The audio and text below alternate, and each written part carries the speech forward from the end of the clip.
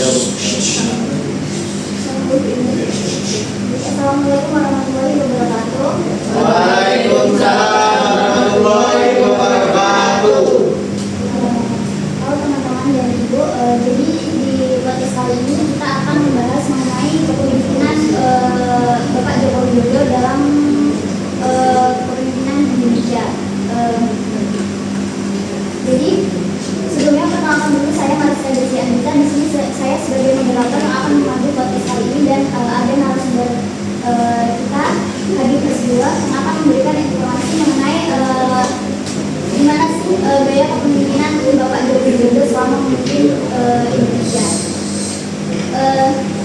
Jadi di podcast kali ini kita akan ngobrol tentang sosok pemimpin yang udah nggak asing lagi sama kita, Bapak Joko Widodo, atau yang lebih akrab kita sebut Pak Jokowi. Sebelum menjabat jadi Presiden Republik Indonesia, beliau ini pernah menjabat sebagai Wali Kota Solo dan Gubernur DKI Jakarta.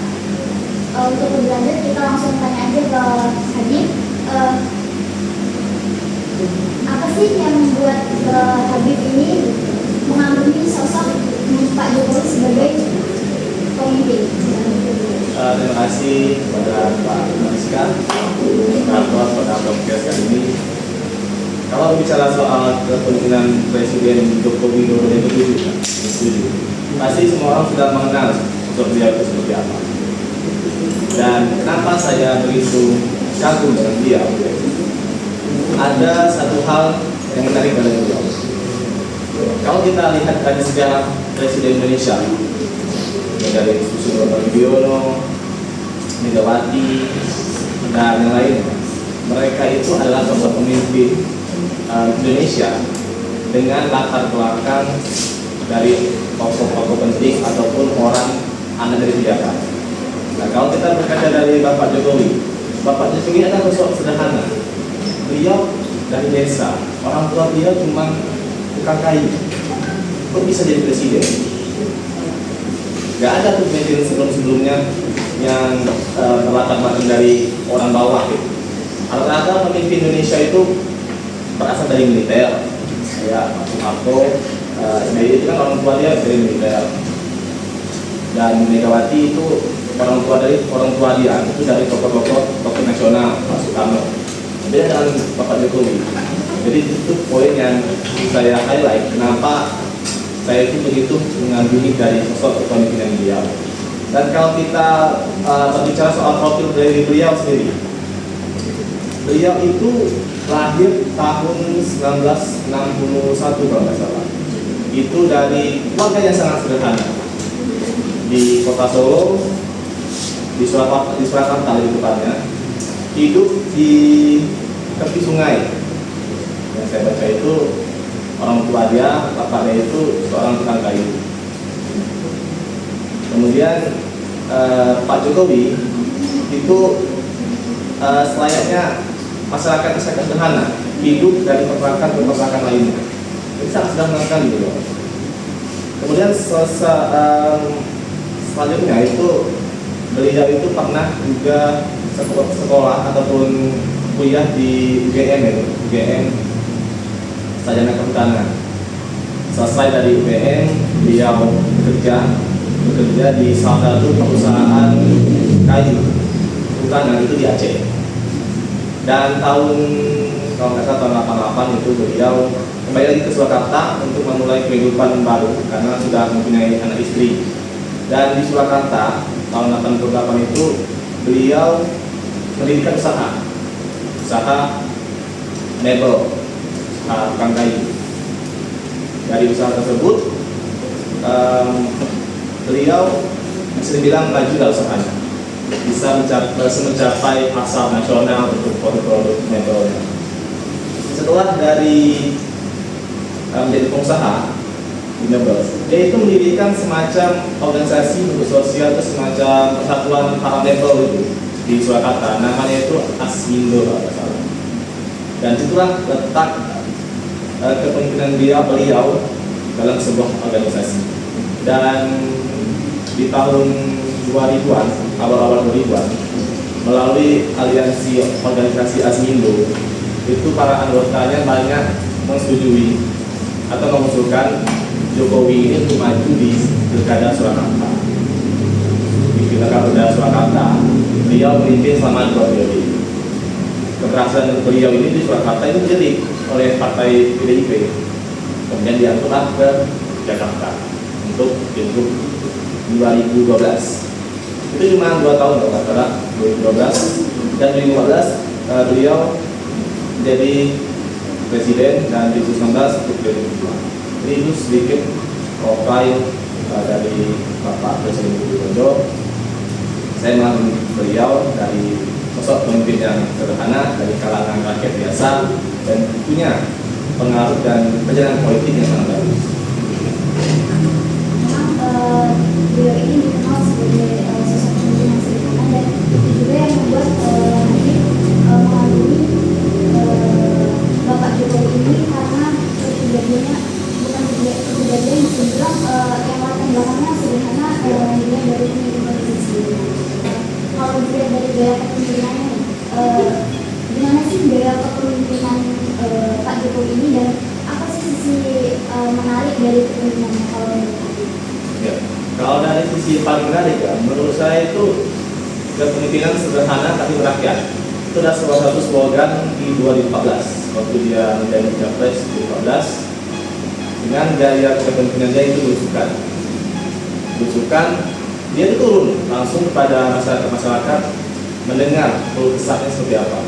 Karena kalau kita lihat para pemimpin yang di tingkat nasional, mereka itu bisa dibilang sangat jarang turun ke lapangan. Mereka itu banyak mendengar aspirasi dari bawahan-bawahan birokrat atau birokratnya. Tentunya aspirasi yang disampaikan birokrat itu sampai ke Bapak Jokowi pasti yang baik-baik aja kan, nggak tahu dia di lapangan seperti apa. Dengan gaya berusukan dia yang sederhana, tanpa pengawalan protokol yang ketat, menggunakan baju hitam putih, bahkan sampai masuk gorong-gorong, nah itu sederhananya beliau. Jadi itu sih poin yang menarik, gaya kepemimpinan berusukan dari beliau. Jadi gaya kepemimpinan yang santai dan lebih dekat dengan masyarakat. Setiap yang disampaikan kan beliau dikenal sering melakukan berusukan. Nah, berusukan itu tuh memang efektif dilakukan atau hanya sekedar pencitraan politik? Gaya berusukan itu sangat efektif dan bisa dibilang juga include dengan pencitraan. Berusukan yang disampaikan di situ maksud dari sudah saya singgung bahwasanya dia itu secara langsung mendengar aspirasi dari masyarakat. Sebagai contoh lah, Jokowi itu salah satu presiden dari sejarah Indonesia yang berani ataupun pernah memasuki pedalaman Papua. Itu di tepatnya di Kabupaten Enduga kalau salah. Gak ada sebelumnya presiden Indonesia yang berani masuk ke pelosok Papua yang dikenal rawan akan OPM, kemudian infrastruktur yang buruk di sana. Tapi Pak Jokowi langsung ke sana juga. Dia nggak pernah tahu soal keamanan, soal pengawal atau segala macam. Yang penting dia turun mendengar langsung kondisi masyarakat di daerah Papua tersebut. Jadi menurut Habib berusukan itu efektif karena bisa langsung melihat kondisi masyarakat langsung dan melihat keluhan masyarakat. Karena di sini kan setiap menjalankan kebijakan politik itu pasti ada kelebihan dan kekurangan masing-masing. Nah, menurut Habib, apa sih kelebihan dan kekurangan yang dimiliki oleh sosok Pak Jokowi ini? Nah, sebelum kita ngomongin kelebihan ataupun kekurangan dari beliau, terlebih dahulu kita itu berbicara tentang apa sih kebijakan ataupun hasil dari kepemimpinan beliau ini selama menjabat sebagai pemimpin.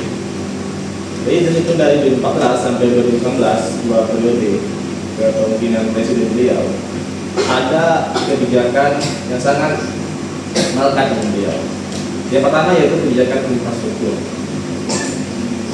Kurang lebih itu ada 2.000 sampai 3.000 jalan tol yang kilometer ya, maksudnya jalan tol yang sudah dibangun dalam kepemimpinan beliau. Dan kurang lebih juga ada sekitar 6.000 km jalan lintas nasional yang sudah dibangun oleh beliau. Kemudian ada 50 bendungan yang sudah dibangun oleh beliau. Dan salah satu mega proyek yang paling terbesar bisa dibilang yang dibangun oleh Jokowi itu ada IKN, pindah ibu kota negara. Itu sebuah langkah-langkah strategis yang krusial bisa kita bilang. Seorang pemimpin berani memindahkan ibu kota yang sudah lama direncanakan. Dulu sudah tugas Pak Penang, Soekarno itu mau memindahkan ibu kota Indonesia itu juga ke Kalimantan, tapi tidak direalisasikan. Dan sampai sekarang di era Jokowi baru proyek itu sudah dilaksanakan. Kemudian ada proyek kereta cepat Jakarta Bandung, kereta bus itu kan salah satu proyek kereta cepat pertama di Asia Tenggara yang dibangun oleh pemerintahan Joko Widodo, yang memangkas jarak dari kota Jakarta ke kota Bandung itu cuma 40 menit, yang biasanya 3 jam. Itu adalah program infrastruktur. Yang kedua, itu ada program dari Jokowi tentang jaminan sosial, baik itu Kartu Indonesia Sehat, Kartu Indonesia Pintar, dan program Warga Harapan. Dan program jaminan sosial ini sangat berdampak bagi masyarakat. Mungkin kalau teman-teman yang dari desa atau masyarakat dari desa itu sudah tidak asing dengan program-program tersebut, dan mereka tahunya program ini dari Jokowi. Jadi kalau ngomongin elektabilitas Jokowi sebagai pemimpin di mata masyarakat desa, masyarakat yang kelas bawah itu sangat popularitas karena di situ tetap keberhasilan dari program beliau. Kenapa saya bisa bilang program jaminan sosial ini sangat efektif? Itu kalau dilihat dari masyarakat desa misalnya, dulu masyarakat desa itu jaminan tentang kesehatan mereka itu belum terpenuhi, dan sampai sekarang hampir 100% ataupun 90% masyarakat kita itu sudah memiliki jaminan kesehatan atau kartu Indonesia Sehat. Bagi keluarga-keluarga yang tidak mampu, itu ada yang namanya PDI, itu semacam yang BPJS, tapi itu gratis kepada masyarakat. Kemudian ada kartu Indonesia Pintar yang kurang lebih ada 1 juta mahasiswa penerima kartu Indonesia Pintar. Ini adalah sebuah proporsi ya, bagaimana Bapak Jokowi ini melihat pendidikan di Indonesia supaya makin maju. Yang diharapkannya dari kartu Indonesia Pintar ini, satu keluarga itu punya satu sarjana. Itu program jaminan sosial. Kemudian ada program yang ketiga yaitu reformasi industri dan hilirisasi. Dan ini yang sangat diinginkan juga oleh pemerintahan Jokowi tentang hilirisasi. Ini kan Indonesia adalah sebuah negara importir ya. Bagaimana mereka itu sangat ketergantungan dengan produk-produk halal. Indonesia cuma bisa mengekspor bahan-bahan mentah, kita katakan seperti nikel. Nikel itu kan Indonesia cuma mengekspor, kemudian diproduksi di luar negeri, habis itu dikembalikan lagi. Jadi nilai jual itu sangat kecil, dan itu yang digenjot oleh pemerintahan Jokowi supaya hilirisasi produk. Jadi dari bahan mentah menjadi bahan setengah jadi yang dijual, diharapkan untuk mendapatkan nilai ekonomi yang lebih tinggi. Nah, kalau sudah kita berbicara soal kebijakan-kebijakan dari program Jokowi, tadi sesuai dari Pak Mariska mengatakan apa keunggulan dan kelemahannya. Kelebihan ya. Jadi kelebihan dari Jokowi ini, dia itu salah satu presiden yang bisa mengambil saham PT Freeport itu 51%. Jadi saya cuma highlight di satu saja. Salah satu kepemimpinan dia itu berhasil mengambil saham Freeport cuma 51%. Gak ada tuh presiden sebelumnya atau pemimpin bangsa sebelumnya yang bisa mencapai itu semua. Dulu PT Freeport itu diakuisisi oleh Amerika Serikat. Indonesia cuma mendapat 9% saja bagiannya. Mereka yang terhubung kita cuma dapat 9% saja. Dan di era Jokowi ini, Jokowi berhasil mengambil 51% dari penduduk. Itu adalah sebuah kelebihan dari Bapak Presiden Jokowi, sebuah pencapaian sangat luar biasa. Kemudian dari sisi kekurangannya, ada kelebihan, tentunya ada kekurangan. Kekurangan dari Presiden Jokowi ini, dia ini membuat Bank Indonesia banyak, lebih lengkap. Infrastruktur banyak yang dibangun, itu kan perlu dana. Dan di era Jokowi itu Indonesia itu ketergantungan terhadap utang, utangnya itu tinggi sekali, kurang lebih hampir 8.000 triliun isi utang. Kemudian juga kekurangan dari Jokowi ini, pemerataan ekonomi juga kurang bagus, tapi masih stagnan di angka 5% setiap tahunnya. Indonesia itu mengharapkan setidaknya itu 8% pertumbuhan ekonomi setiap tahun. Kemudian juga kekurangan dari beliau ini jadi salah satu bisa dibilang dalam politik itu jadi banyak tekanan dalam politik dia. Tekanan itu maksudnya itu dari partai PDIP lah, mudah tereksploitasi tekanan gitu ya. Tapi di masa periode beliau itu sudah lepas tekanan politik semua. Dia tidak mau menjadi boneka politik dari partai ini. Jadi lebih seperti itu lah. Jadi sesuai sama yang disampaikan ini soal kebijakan, kebijakan yang paling berdampak untuk masyarakat itu adanya program jaminan sosial pada Kartu Indonesia Pintar, Kartu Indonesia Sehat, sama PKH. Dan untuk kelebihan dan kekurangan juga, selain ada kelebihan, masih ada juga kekurangan dari masa pemerintahan beliau dan masih ada juga kritik dari masyarakat serta adanya tekanan politik. Nah, menurut Adit nih, beliau itu lebih dikenal oleh masyarakat itu karena kepribadian yang dia miliki atau karena kebijakan yang dilakukan selama masa pemerintahan. Kami bandingkan keduanya, sama-sama dikenal. Dari sisi kepribadian dia, beliau sederhana tapi merakyat, berusukan mana-mana. Kemudian juga tipikal orang yang santai tapi tidak lalai. Bagaimana dia menanggapi isu-isu politik, misalnya yang baru terjadi kemarin lah, yaitu sempat disenggol oleh wakil presiden 2015 salah mengatakan tentang temu Yono kan. Tapi itu kepribadian Pak Jokowi, dia tidak menganggap diri, dia cuma berbicara, saya ini cuma orang desa, orang sederhana. Jadi soal pribadi beliau ini sangat diidolakan lah dari Pak rakyat Indonesia. Kemudian juga dari kebijakan yang setelah saya sampaikan, kalau Soeharto itu dikenal sebagai Bapak Pembangunan Indonesia, kalau Jokowi itu dikenal sebagai Bapak Infrastruktur Indonesia. Banyak sekali yang kita beliau. Jadi kalau dibandingkan rakyat dikenal beliau dari pribadi ataupun dari kebijakannya, keduanya itu serangkap semuanya.